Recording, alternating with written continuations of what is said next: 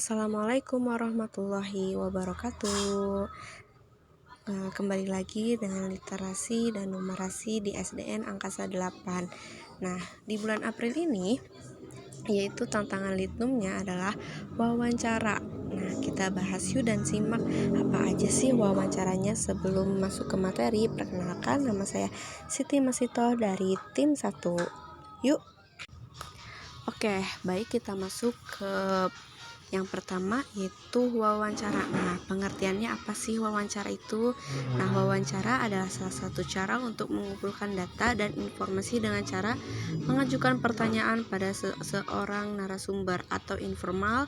Dalam wawancara terdapat dua peran, yaitu sebagai reporter dan narasumber. Nah, pasti nggak asing ya dengan kata reporter dan narasumber.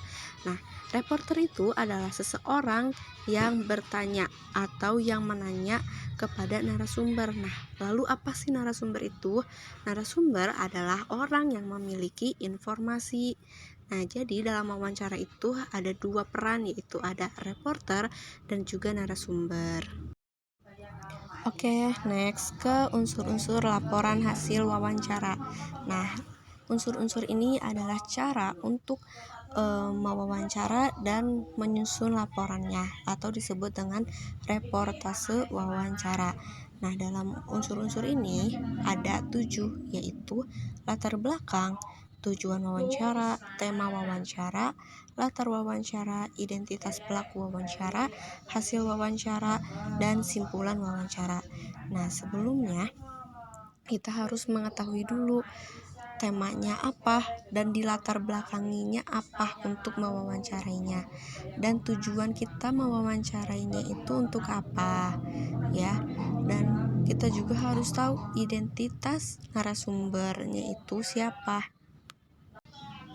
Nah, kemudian setelah jelas untuk mewawancarai siapa dan temanya apa dan tujuannya apa, setelah melakukan wawancara baru kita di hasil wawancara, yaitu reportase wawancara yang berisikan tentang pertanyaan dan hasil wawancaranya. Kemudian yang terakhir adalah dibuat kesimpulan.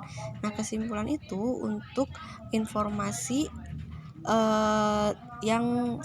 informasi yang aktual.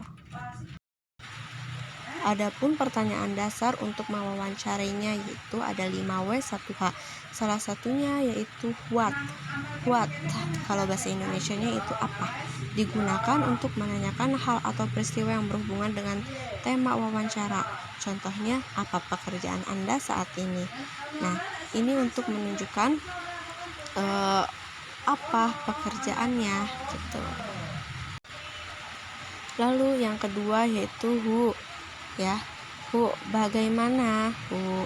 Nah, ini adalah salah satu hak ya, satu haknya. Digunakan untuk menanyakan cara, keadaan, atau pendapat yang berhubungan dengan tema wawancara. Contohnya, bagaimana Anda menyelesaikan permasalahan pekerjaan Anda? Ini adalah dalam konteks profesi ya. Nah, bagaimana itu menanyakan alasannya. Oke. Nah, yang ketiga yaitu why, mengapa. Digunakan untuk menanyakan alasan atau penyebab terjadinya suatu peristiwa yang berhubungan dengan tema wawancara. Nah, contohnya, mengapa Anda memilih bekerja di perusahaan ini? Nah, dalam contoh ini adalah contoh dari sebuah profesi. Nah, mengapa juga ditujukan pada alasan mengapa memilihnya. Oke, lanjut. Oke, sekarang di mana, yaitu where, digunakan untuk menanyakan lokasi yang berhubungan dengan tema wawancara. Nah, menanyakan lokasi atau tempat ya. Contohnya yaitu di mana Anda bekerja saat ini. Oke, paham ya sampai situ? Di mana itu menunjukkan tempat atau lokasi. Oke, sekarang ada when yang artinya itu kapan. Nah, kapan ini digunakan untuk menanyakan waktu kejadian atau terjadinya peristiwa yang berhubungan dengan tema wawancaranya ya. Yaitu contohnya, sejak kapan Anda mulai bekerja di perusahaan ini. Nah, jelas ya kapan itu untuk waktu bekerjanya kapan. Oke, sekarang ada who. Who itu menunjukkan siapa atau yang ditanyanya pelaku atau subjek wawancaranya. Nah, contohnya dengan siapa Anda bekerja? Nah, siapa berarti menunjukkan seseorang atau subjek atau pelakunya.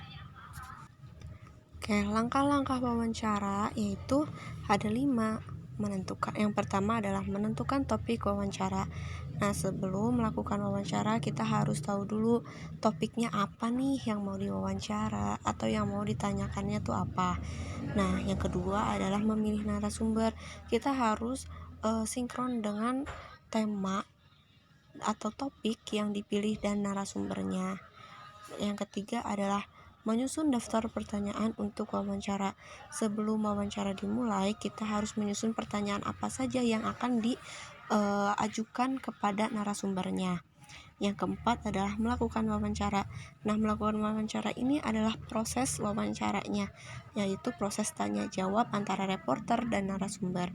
Dan yang kelima adalah membuat reportase. Arti reportase adalah laporan hasil wawancara.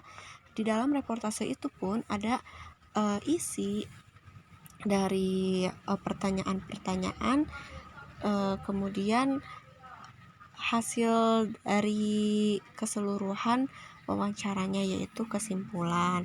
Nah, mungkin cukup sekian dari langkah-langkah wawancara dan terima kasih.